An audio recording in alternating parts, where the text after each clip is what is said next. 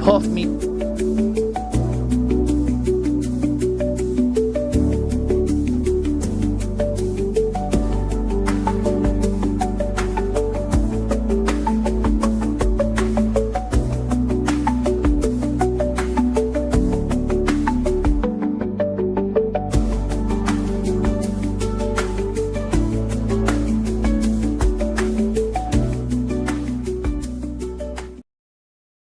You puffed me from the back and used my balls as a dessert, bub. It's the catechin.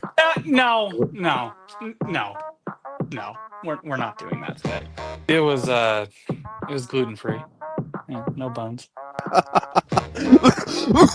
We didn't get exposed the way we did today, and I will embrace this butt kicking. I've had my butt kicked before, and I'll probably have my butt kicked again. Hey, it's me, your buddy Ben. Today's episode is brought to you by the premier app for discreetly meeting local skaters in your area, Grindr. Are you a skateboarder looking to connect with other skaters nearby? Then check out Grindr, the app that helps you discreetly meet fellow skaters. Whether you're searching for a truck stop, rest stop, or a back alley to perfect your tricks, Grindr helps you find the perfect spot to meet up with like-minded skaters, single skaters, jacked skaters, down for whatever skaters, you name it. And let me tell you, this app is legit. Just ask my girlfriend. Now she's totally on board and has agreed not to ask me about it anymore. I'm connecting with skaters all over the place. So pull out your skateboard, whether it's in your garage, attic, or buried deeply in your closet. Download Grindr today. Start connecting with your local skate community, because sometimes the best rides are the ones you share. Perfect. And honestly, I thought we went through the back door way too many times. Like I feel like I should on that type of offense. Can you go to the back door too much? You certainly can, depending on a variety of circumstances. Actually, Experience mostly. Yeah. Preparation. Before. Yeah, the preparation ritual to go to the back door is significant. 48-hour notice is what I've. Yeah, I'm always. That's what I tell my wife. Love to blow that 10 into 15 into 20 and really feel comfortable watching it. Like the what? What? You'd like to what? Blow that 10-point lead into a 15 lead or a 20-point lead. But You man. the Ray, what do you think? Are you blowing 10s or? If I'm lucky, yeah. It's been a rough season. The playbook didn't click, the boosters are restless, and the buyout is looming. When it's time to regroup or quietly ride off into the sunset, Jeff Ruby's Steakhouse is here for you.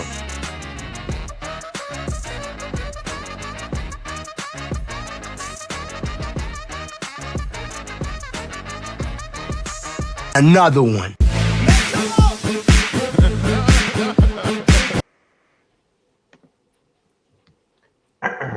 It's the catechin, you low-down degenerates. Was KSR not on today? Anyway, here's Jared, Ben, Caleb, and last but not least, Mr.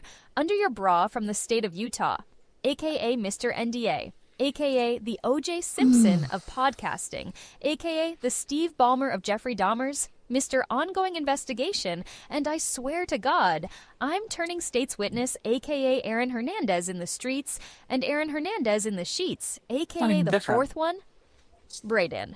Now, let's start the show. Fellas, how we feeling?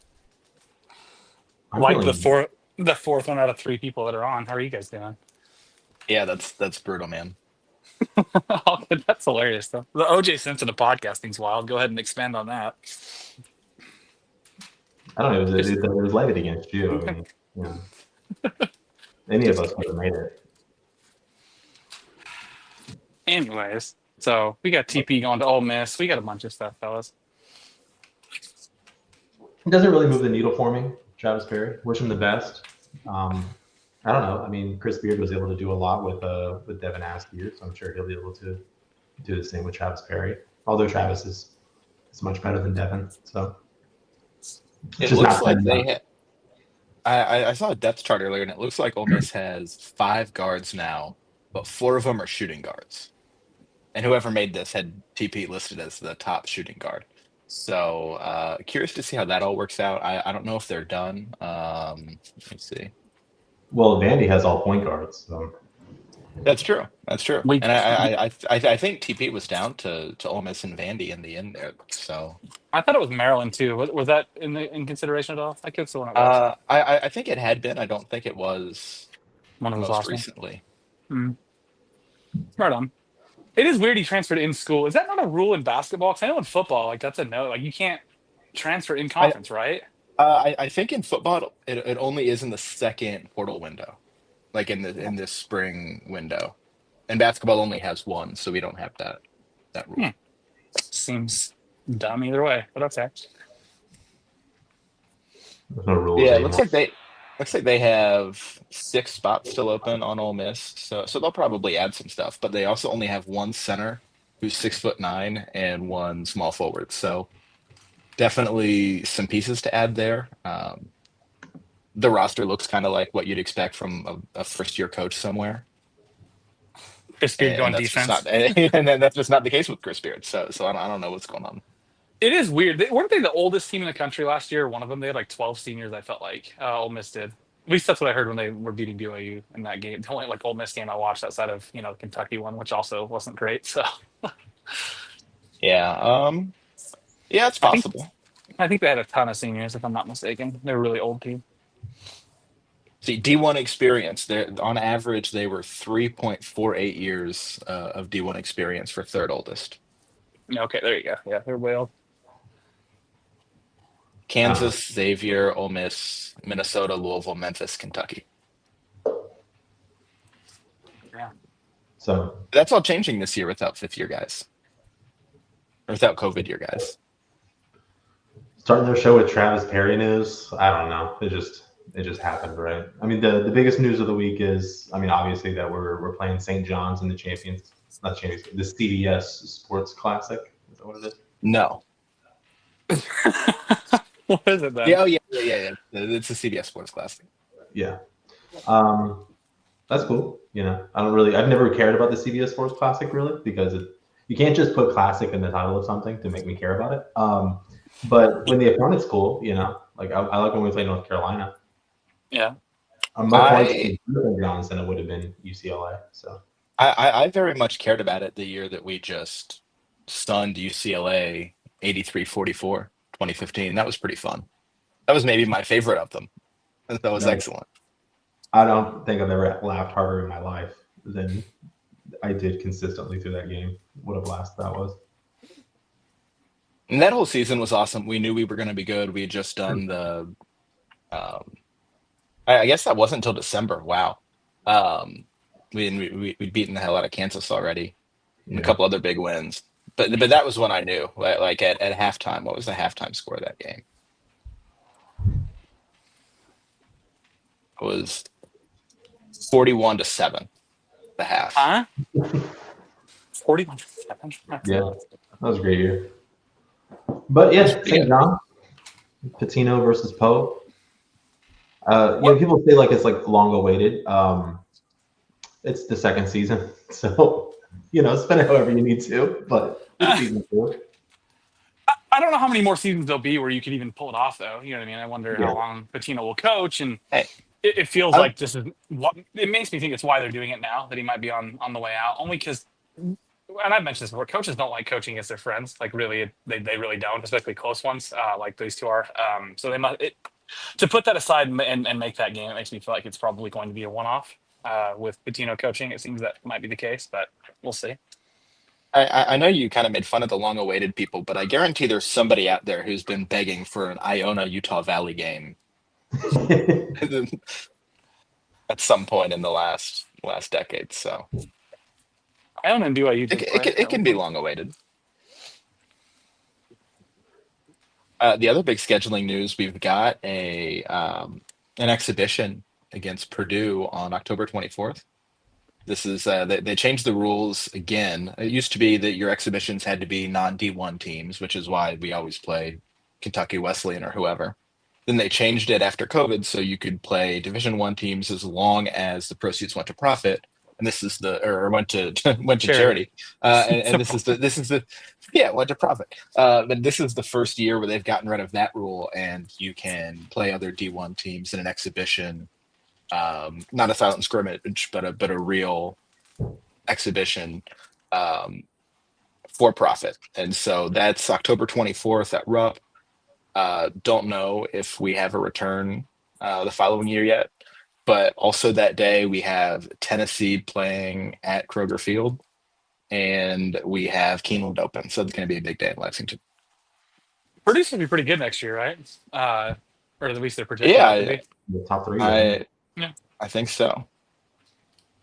Be interesting to And see how it goes. like everyone said, Braden Smith will be playing in Rupp this year. There you go.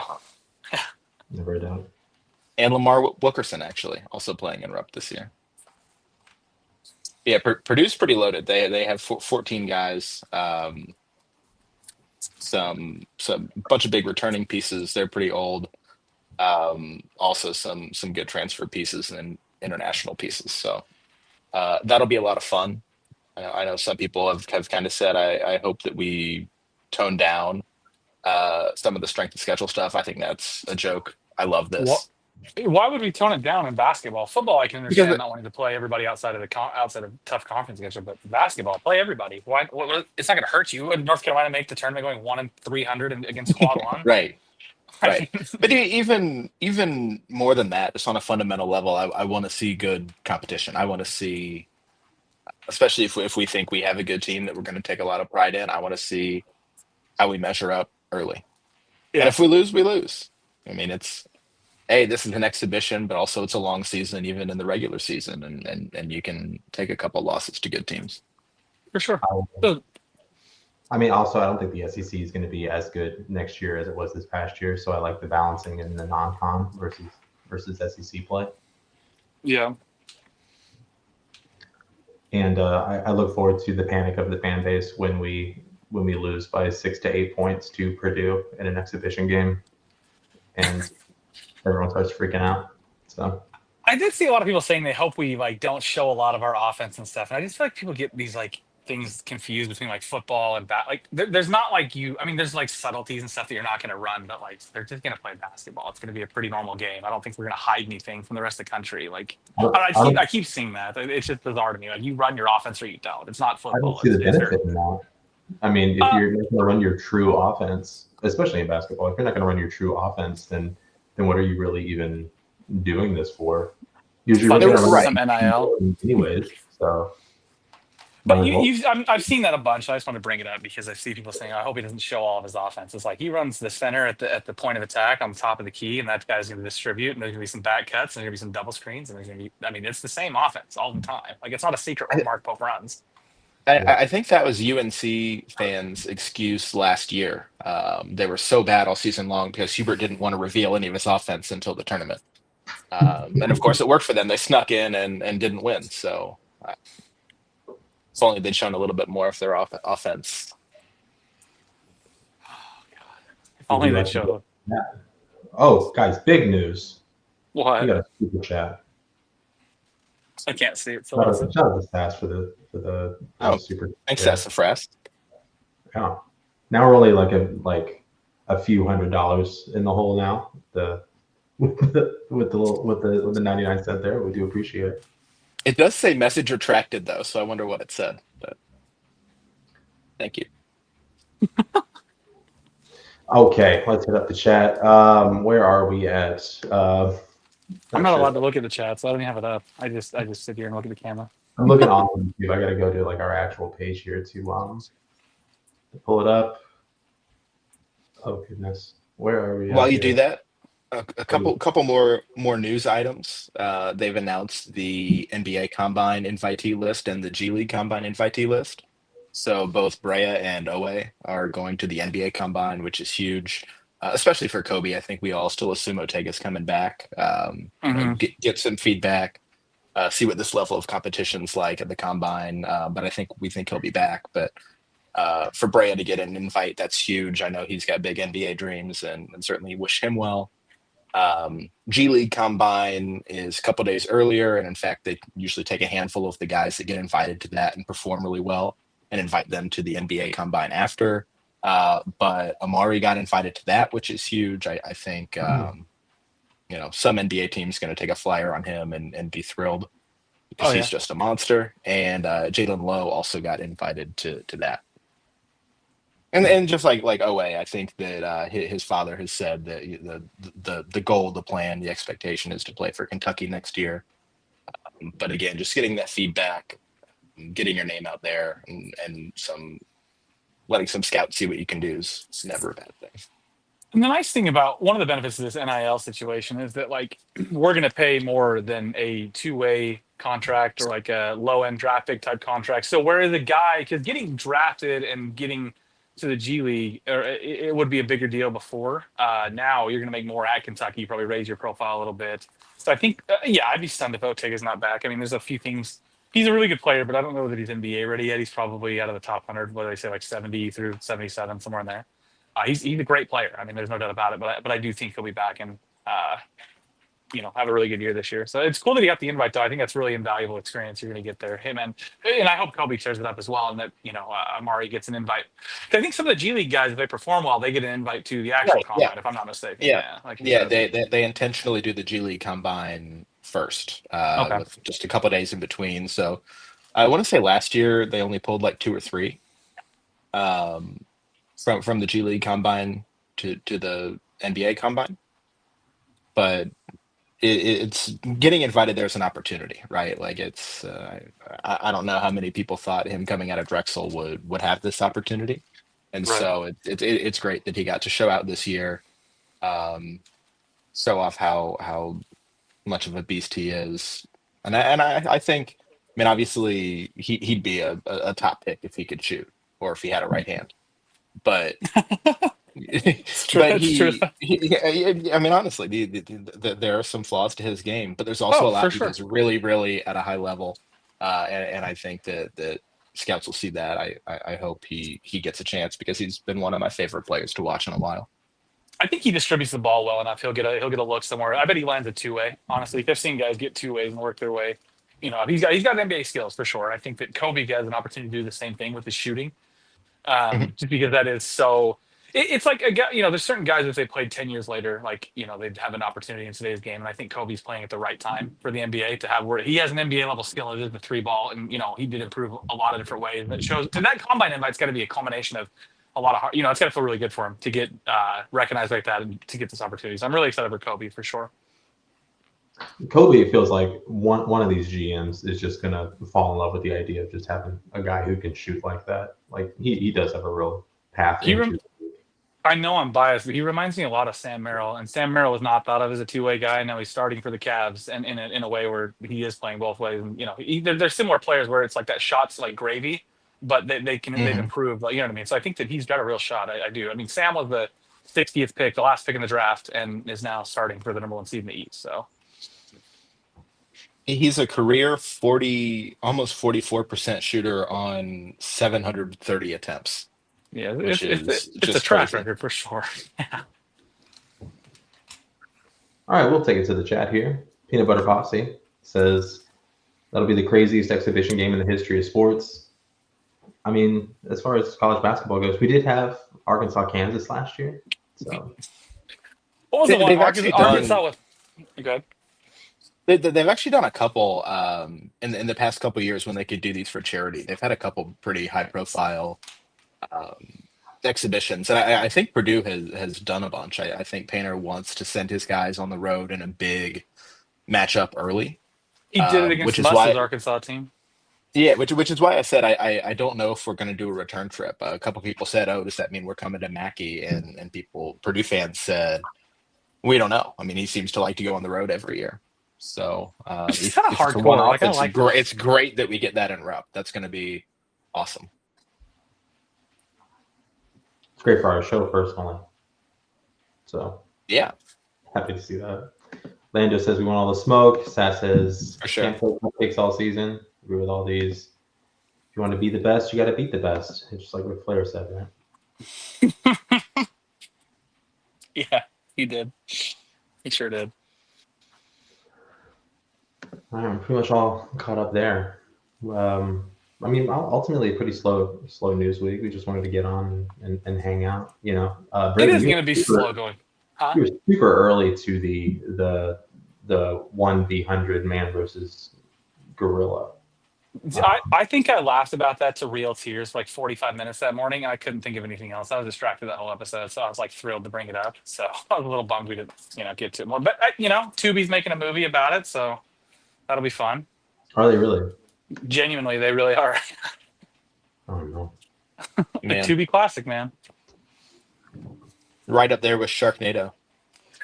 Have you seen Sharknado before you talk trash on it? Because it's actually pretty good. Nope. Little B horror movie. I've heard that, and I didn't believe it then, and I don't believe it now. Well, give it a shot, bud. See what you think. I'm judging that book by its cover. You can. It's pretty trash, but like if you can suspend disbelief for like 18 minutes at a time, it's pretty decent to watch in chunks when you're bored. There's like 6 of them now, though. I think there's a bunch of sequels, so keeps happening. I got something for the show. I had Chinese food tonight. I had some Panda Express that just opened near my house, and went and got some orange chicken. I feel like Braden's already hiding his face, like he thinks I'm setting up for a joke here. But I had orange chicken, and I got a tooth pulled a few months back, so it's just kind of like a hole like in the back of my mouth. So anytime I have any sort of like steak or chicken or anything like that, I just get all of this meat just shoved and jammed into my hole. Love it. And it won't come out. Your back spasm at all? I don't understand what you're getting at there. Yeah, me either. Never mind. Do you need like a toothpick or something, or? I guess, is that the point of a toothpick, to just shove it into the back of my mouth and get it out? Yeah, a water pick, I guess. But it's going to be tongue in my hole throughout the whole show, so I'm gonna pass it back to you guys. Yeah, couple things I see in chat to comment on. Lincoln Baker, interested to see how Yelovich turns out.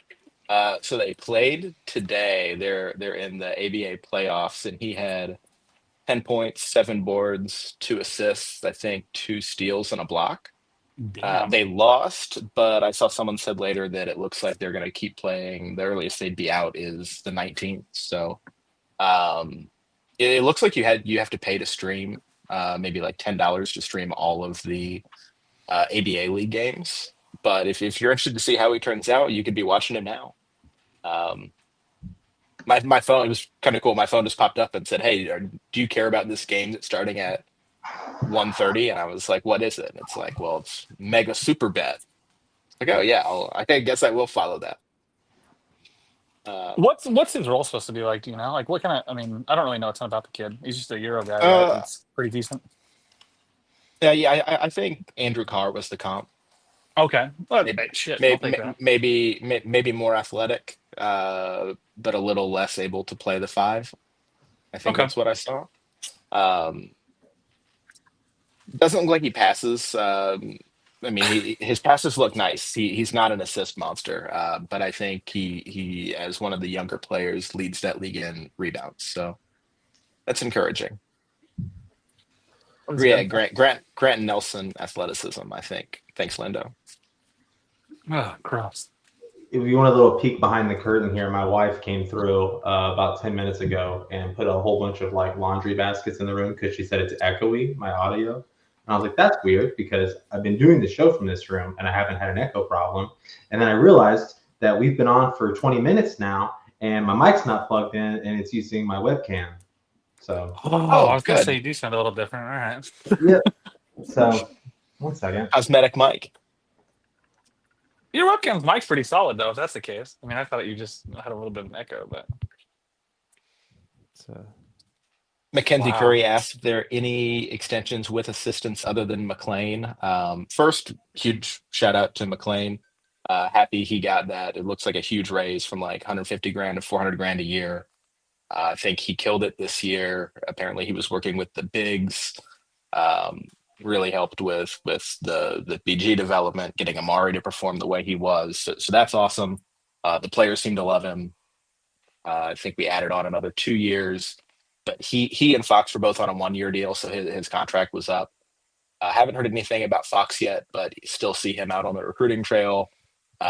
He was in the Lamar Wilkerson photos at Keeneland. He was on the trail with McLean, actually visiting some of these 26 and 27 guys.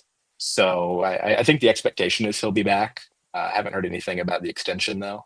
And then all three other assistants were on a 2-year deal anyway, so their contracts won't be up until next year.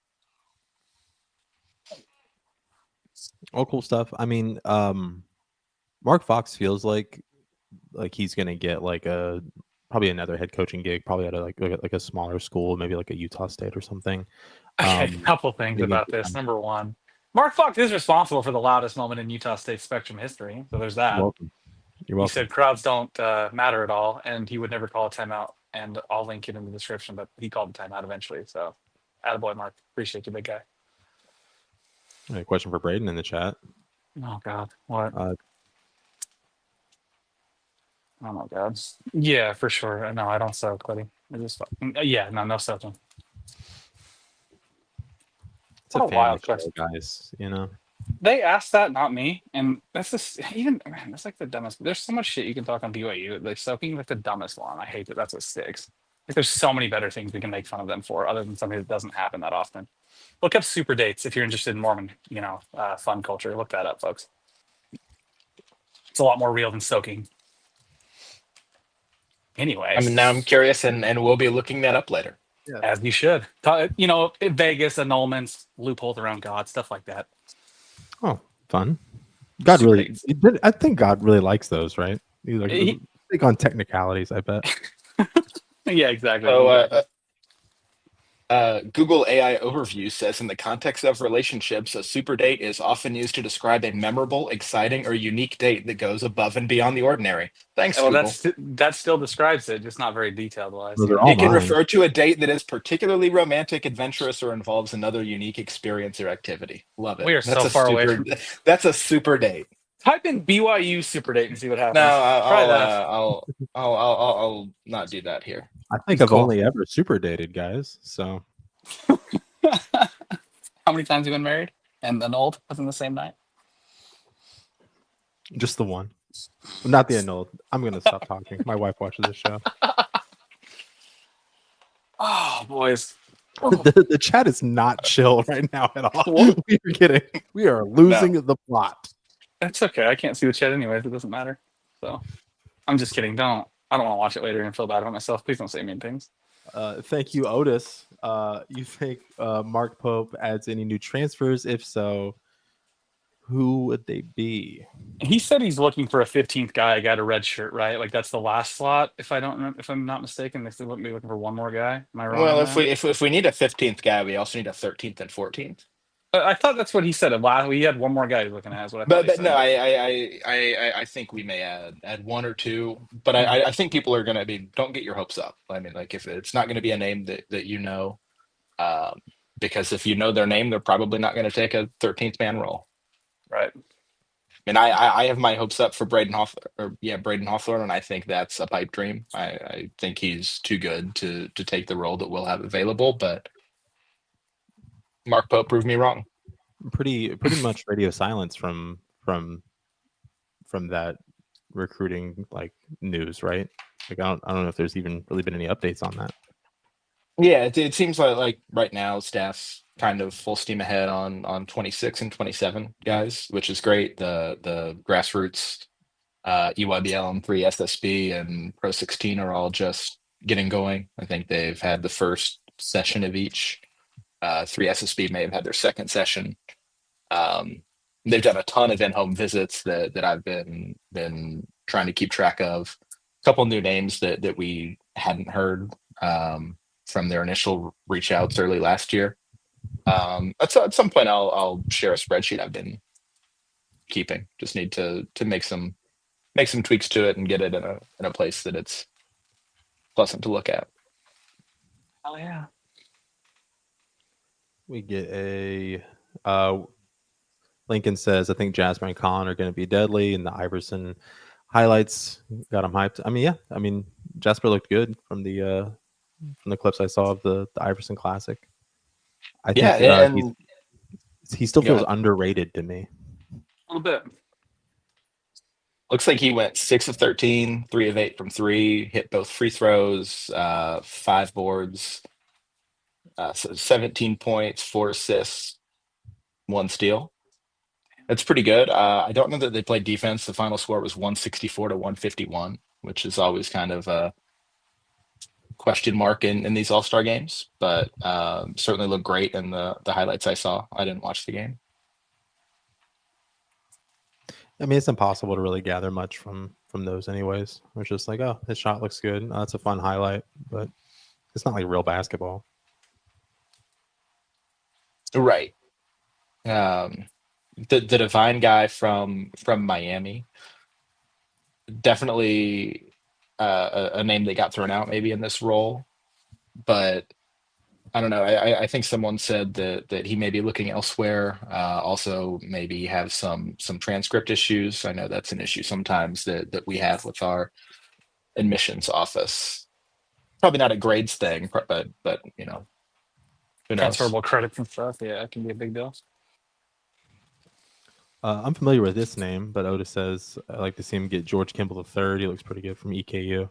That's a new name for me. I'm not too familiar with that one. I don't know if you are. Yeah, so I saw someone mention that the other day. I don't know if it was in our chat or elsewhere. But he, I looked into him. And he looked like what we'd want for that role. I don't know anything about his background. Is he in the portal? That's a good question. I'm just curious. I mean, if he is, that's great. But if he's not, yeah, looks like he'd be a point guard, 6'2", above average shooter, but he took a bunch, almost half his shots, high assist rate, really high usage. Probably one of the better players on EKU, I assume. EKU, they have the party school rep, right? I never lived in Kentucky. I just didn't know if you. See, I thought that, but also when I was at UK, I remember a bunch of EKU students coming to UK for parties. So you I don't know. You ever been to Richmond? I have. Yeah, I've been a couple times. They have an Orange Leaf there. Went to the Orange Leaf.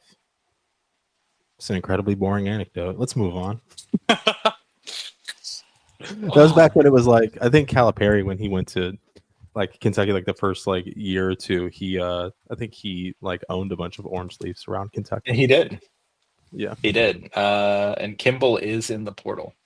Okay. So we're not tampering like those no good sons down in Provo, you know?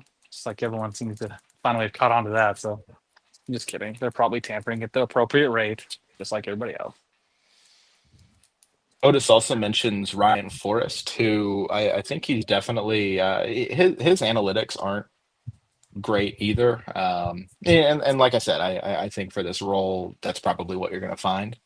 But there were some other issues maybe with him that scared me off. I think he was allegedly involved in some game fixing or point shaving thing, which for me, that I want that like kind of far away from the program. No, I didn't. Ryan Forrest, forget what school he was. There's some kids at Fresno State that got in trouble for that too. North Carolina A&T. Yeah, the Aggies. Yeah, they were doing it over there. Promise you. Yeah, his tape is good. I mean, he looks pretty talented, but also his analytics are not great. Those are Aggies for you. You know what, bud? Like, made the joke first. Like 24% from three, not great. Damn, he just like me in high school. Athletic, doesn't look like he defended super well. But I don't know. I mean, maybe he's a much better player than that. Was just fixing games. Who's to say?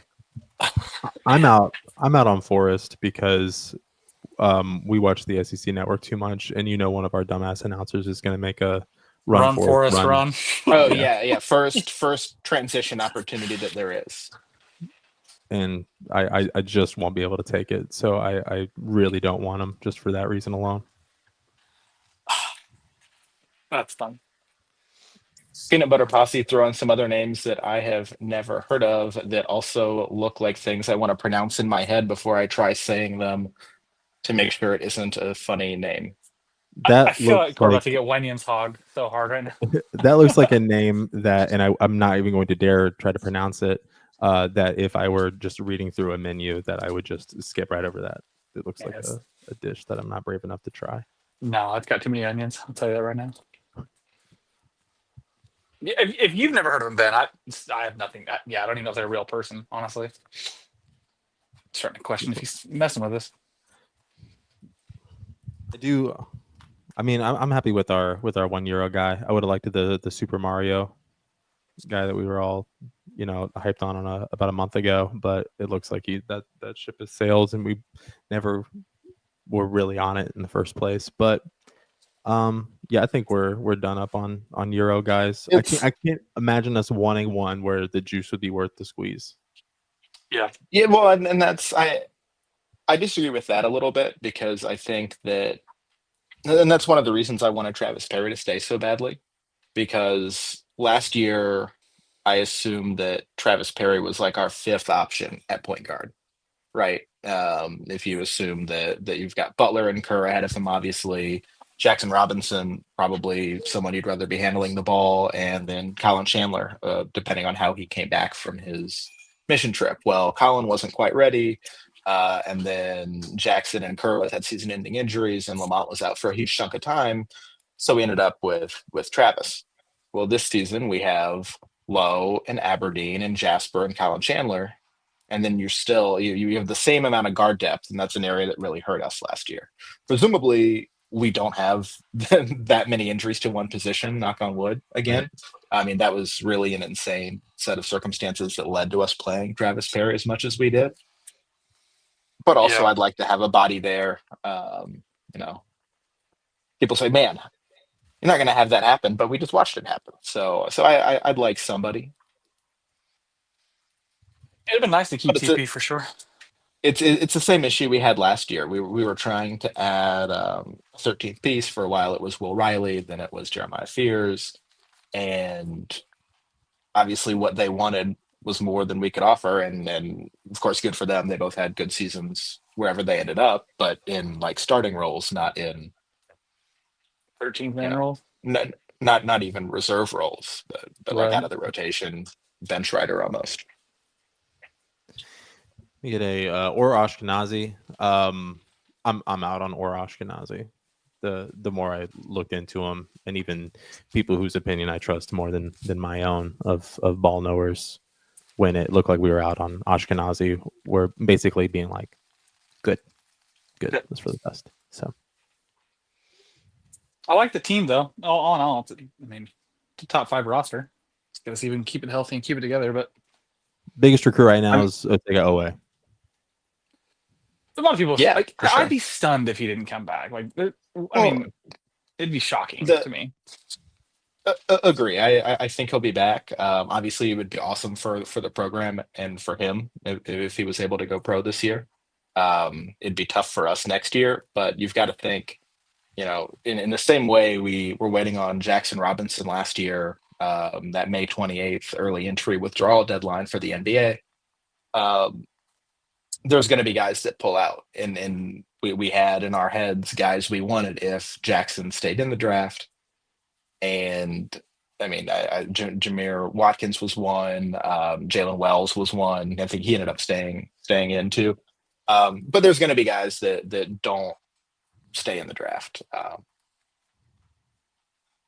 So even if he stays in, we'll have some opportunities and a ton of money to throw at him, frankly. Yeah, I mean, in terms of Owe's pullout game, like if he doesn't, then I think we just take that money that we would have allotted to Owe, and we're like, hey, Tyron Stokes or anybody else, probably a guard, actually. Well, money to them, get him a reclass. Reclass would be tough to replace that. It would be kind of a gamble, I think, to try and replace Owe with a reclass. No, but I like where your head's at with it, though, because who are you going to get that's not a reclass, right? There's not going to be this. I don't know. Otega's coming back. He's got to come back. It'd be really a tough blow if we didn't keep him. I think Ikenna Alozie is a reclass candidate, so he's pretty good, top 10 guy in this class. The staff's been to see him a million times, combo guard. So he's maybe an option for if you were going to have a reclass. I think Stokes' mom said that he hasn't done the schoolwork to be a reclass, so I don't know if that's just like more smokescreen stuff or if he's actually out. But All right, we now we have a special segment of Braden's Aggie Corner. Lando asks, Braden, thoughts on Dayton Aubrey? He doesn't play for Utah State anymore. He plays for New Mexico, so that's probably who you should ask is New Mexico fans. Good player, Yeah, though. yeah, good player, really fast. He'll be really good for them. They're rebuilding a little bit. He'd have been the third guard or the third point guard at Utah State this year. We recruited over him a little bit, and when you average 8 points a game and you want to double your money, then you can head to New Mexico because it's not going to happen at Utah State apparently. So have fun. We have the opportunity to play in an environment that holy shit, dude! Don't even do this. that the pit has to offer. Yeah, all right, yeah. You don't pass on the pit. No, it's a good. Yeah, it's great. It's perfect. Love the pit. The half measure taken right now with the camera on versus off camera. Braden talking about New Mexico is very funny. Okay, look, little Patino's not there anymore. They're not gonna be very good. They're gonna stay in the Mountain West. They're gonna wither away and die. And so yeah, have a fun year over there. But no, the pit's fine. It's just I don't understand. So if you want to compare the pit and the Spectrum, if I have a winning record, Utah State has a winning record at the pit, and you don't have a winning record at the Spectrum, I'm not gonna feel. I feel like we don't lose there that often. We lost there last year, okay, but like most of the time, it's not that it's when they're not good, it doesn't fill up. Utah State could suck, still full, still crazy. That's all. Who's coaching at New Mexico now? Olin from UC San Diego, and yeah, did they beat Utah State last year? Yeah, they did. Okay. I wasn't going to say that. I couldn't remember if Asner went to New Mexico or UNLV. UNLV, which they're also a poverty ass program right now too. They can only pay him $500K in his first 2 years of his contract, and then they have it like backloaded like 4 times that, hoping they make some big money with him. So good luck, Josh. We'll go back to the chat here. Peanut butter pasta. Otega is mostly awesome. Do you guys think he'll be pressing a lot in his last year of eligibility? Had stretches where he wasn't good and he was forcing it. I mean, maybe. It's certainly a possibility. We've seen guys where they're like, "This is my team and it's my time." But I trust Pope to figure that out. And really, come near the end of the year, he was just sort of letting Otega do what it needed to do, and it worked out more than it didn't. And a lot of that too was in the games that we needed Otega to do that. In most of them, Robinson was injured, didn't have that shooting threat. Butler was injured, didn't have a ball handler. Mm-hmm. I mean, other than Perry, and so I think a lot of Otega needing to force it was kind of roster based. These are the guys we can put out. And I think that hopefully next year that's not the case. I mean, a lot of people think, hey, you need to improve your ball handling. You need to improve your 3-point shot to go pro. I'd like to see him improve his drive and dish a little bit. I think that there were definitely some opportunities where he'd settle, for lack of a better term, for a tough layup when he could have passed out to someone on the wing. And that's tough to say because so many times we needed him to make those tough layups, and that was also kind of his game. But I'd like to see a little bit of a change there. But I think we really needed him to be our major scorer a lot last year, especially down the stretch. I think that's probably the best feedback. Like, that's honestly what it is. He's going to get feedback because he can make it tough too. He can get to the rim, but you're right. I don't recall many times him driving to the lane and then dishing. It was going up, or he's getting fouled, or he's going to get a turnover, right? So I think his distribution of the ball when he does drive and kick will be massive. I think there'll be more opportunity for that this year. The pressing towards the end of the year. You both kind of touched on. I think it was more that what the hell else were we going to do? You know what I mean? Besides Otega take the ball and win this thing for us. That was a lot of what we had to do at the end of the year there, and I think he'll be much more refined. I think that he'll have a lot of guys around him that can alleviate some of that. And he'll get good feedback. I think one of the things is going to be his distribution, his passing. I think that'll be the biggest fact because that's guy he doesn't have the purest jump shot, and so that's not the NBA skill. His athleticism's there, the motor's there. I think if he can distribute the ball a little bit better, he'll have a great shot at getting drafted next year. So I think that's spot on. I want Colin Chandler to go to the Otega Owe school of how to finish through contact, and I want Otega Owe to go to the Colin Chandler school of how to drive and no look pass out for a 3. Combine the two, that'd be deadly.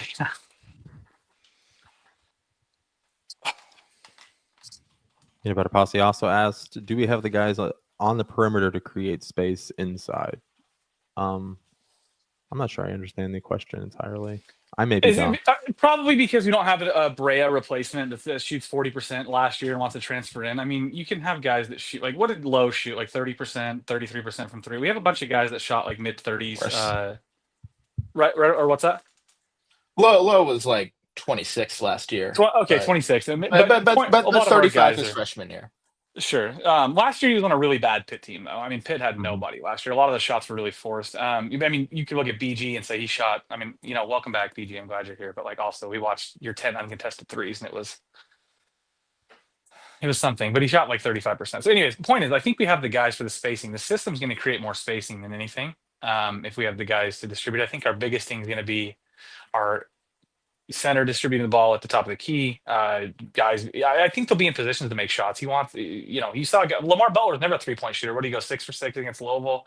I mean, he had many games where he hit a bunch of threes. I never saw him hit more than like 2 threes in a game in the Mountain West because the opportunities just weren't there really, unless it was pressing. So, absolutely we do. I think we've got a top 5 roster in college basketball, but we'll still find ways to complain about it all year, I'm sure. Well, I think too, we were definitely spoiled with Almanor's shooting and Brea's shooting. Jackson's shooting, all of them. The first 2 above 40%. Butler was at like 39%. Jackson was at 38 on higher volume.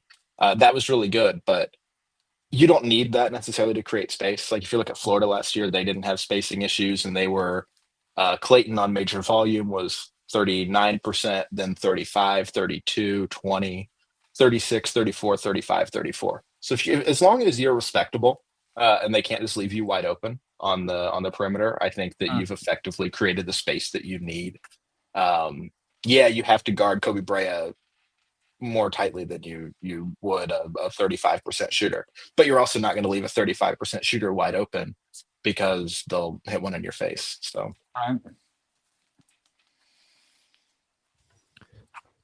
Otis says probably what he said. We need a backup point guard. I really think they're just if they're not picking up anybody else, and it doesn't look like they're pressing too hard to pick up somebody else right now. It seems like they're kicking the tires on a few guys. I think Aberdeen's gonna more or less fill that role. Or we're gonna do backup point guard by committee. I mean, just with the way the offense goes, this position of point guard becomes less important, and it becomes more just somebody to bring the ball up the court for you. Yeah, somebody to settle the team down occasionally, and that's where Lamont was missed at times. But I think we'll have that, because a lot of people got on Perry because he got picked a lot, picked on a lot of the backup point guard. But I think we saw Mari bring the ball up a bunch, like you just mentioned. We saw the guys get it up the floor. It's just a matter of I think we'll have some guys that can settle the team down and bring the ball up when it gets a little crazy. I hope Otega improves in that way too, because as much as we talk about him winning the 2 Oklahoma games, he damn near lost both of them at the end too, with a couple turnovers right before he saved them. Yeah, kind of the good and bad of Otega. So I think that he might be a big one, and Colin can handle the ball. I know in the beginning of the year he looked a little frazzled, but he was a lot better by the end. So I think we'll be fine. In fact, I know we'll be fine. Guys, I'm worried. Why? Just joking. No, shout out to my good friend 1, 2, 3, 4 there. Oh, basketball. No, Peanut Butter Posse says I feel like we're banking on Low hitting spot ups. I don't think that's true. Why? I mean, what makes you think that? I guess I'm just curious. Yeah, I don't think that's necessarily his strength.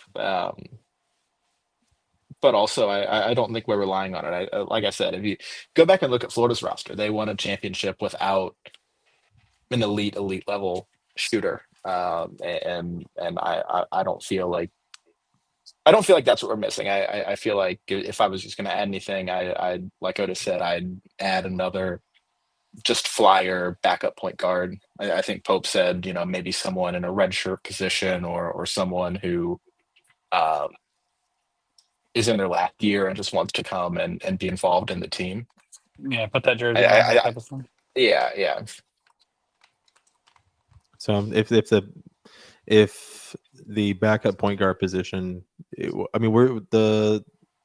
just reading tea leaves at this point, right? Like if they were feeling like they needed it, I think we probably would have already seen it by now, or we'd be hearing more. So Pope went on Rostian's pod the other day, and he said, I'm still trying to add 1 or 2 more guys. Okay. in to this year's team. non-impact roles. But like I said,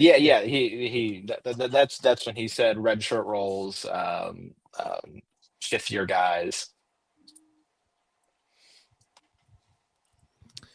All right, we're gonna move on to Anthony here, who had a couple things to say. Said top 5 roster, not seeing it. Name 4 that are better. And Florida had Walter Clayton. No Walter Clayton on the roster. Well, the Walter Clayton at the end of the year, you wouldn't. Just out of curiosity, what was nobody the was score really in Florida played again? hyping up Walter Clayton that much going into the season. We all knew he was a good player. He's a good player, but just like we all know that like Otega Owe is a good player. Now the Otega Owe by the end of next year, maybe he is regarded as some guy who can carry a college basketball team deep into the tournament. But I don't know if you can really say right now there's no Walter Clayton or a player. That's what I'm saying. You can the lack of that is, I mean, it's easy to say now, right? Like, wait, that's come out on a branch. Like, tell me there's 4 other who's got better. I would love to know the 4 rosters that are better than Kentucky's right now. Honestly, maybe Houston, maybe Purdue, at best. Everyone else lost a ton of people. On the Walter Clayton comment, I don't think his percentage is great. He was like 38%. We are missing a major volume threat. I think that's something we'll have to see how it evolves because Clayton shot 100 more threes than Kobe Bryant last year. I mean, he shot a ton. Probably played more minutes too, but he shot 303 attempts, which is massive. That's like Wade Taylor volume. Jeez, and he wasn't bad. He hit 38% of them. But I think we've got a lot of guys that can shoot. Absolutely, we do. I'd be curious where people would put us then if you don't think it's top 5. Do you think it's top 15? Because this roster was damn near. If it was healthy last year, I mean, we did beat Florida. No, I mean when healthy. Just saying, Tennessee a couple times. Yeah, man. We're asking to answer the chat here again. We're asking for better teams for next season, and you put Michigan. We're not having an honest conversation. Did somebody anymore. really say Michigan's got a better roster? We're no longer arguing from a good place. Okay, Rafferty, take care of that, buddy. Get out of here with that nonsense. That's a huge banging on them having Yaxel, and even if they have Yaxel, it's like, are they? No. But whatever. I mean, that's the thing. I mean, Great Osobor went to the great Osobor went to Washington. They missed the damn Big Ten tournament last year, so I don't know that Yaxel makes you or breaks you in the Big Ten. But hey, whatever. They'll stay in the draft anyways. But they're not better than outside of him. Who do they have? Just out of curiosity, I know we're not going to argue this, but I'm really curious who Michigan has. Michigan? Yeah, they have Elliot Cadeau as their one and only point guard. Sweet. At this point. I mean, they do have some other guys. I think Trey McKenna coming in is decent. Winters Grady, maybe a little less so. Dang, it's not better in Kentucky. Johnson and A.D. Mara at center. I think Mara is huge, and if he's in position, can be a really, really good defensive anchor, but also is big enough that he is out of position a lot. I don't know. I mean, I think Michigan will be good. I think Dusty's a good coach. I think their roster's pretty good too. I don't like it as much as ours, but I don't think that's like a bonkers take. I definitely think they need another guard though. They have 3 guards total. I just think if we had 3 guards total, people would be losing their minds about how right. Especially the if one roster is was and where's the holes. Especially if one was Elliot Cadeau.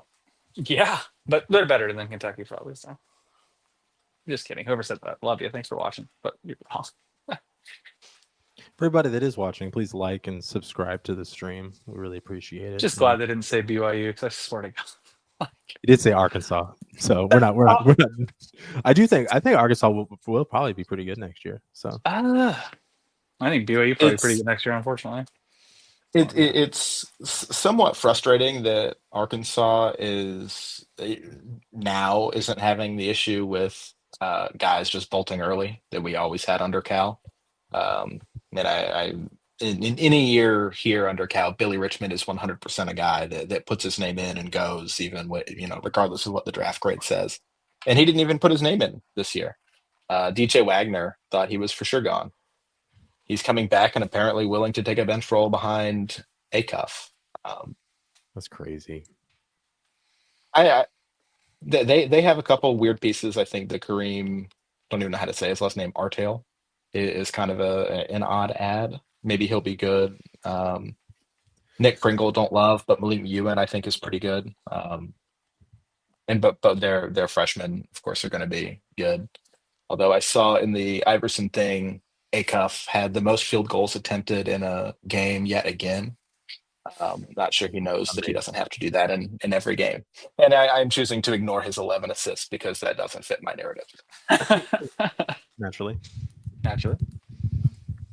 All right, boys. I think that's pretty much going to do it in terms of Kentucky basketball news. Well's drying, so these streams are going to have to get weird in order to fill out some sweet content. A little bit of house cleaning here. We are moving to a regular Friday night stream schedule, so we will see you guys every Friday night in some sort of version of the four of us. I'm sure, Yeah, buddy. some of us do have lives other than me. I don't. Look at that. So one of these I'll nights be probably here. just be date night with me and Braden, Let's do it. and we'll have a ball. Couple So of them. just if you have any more remaining questions, just put them in the chat or just say hello. We'll say what's up back. But that's pretty much it. What's new with you guys? I've had a fly literally just flying across the camera the entire time, and I've had to swat him away a couple times. It's threw a pet ruining at my my life cat right earlier. now.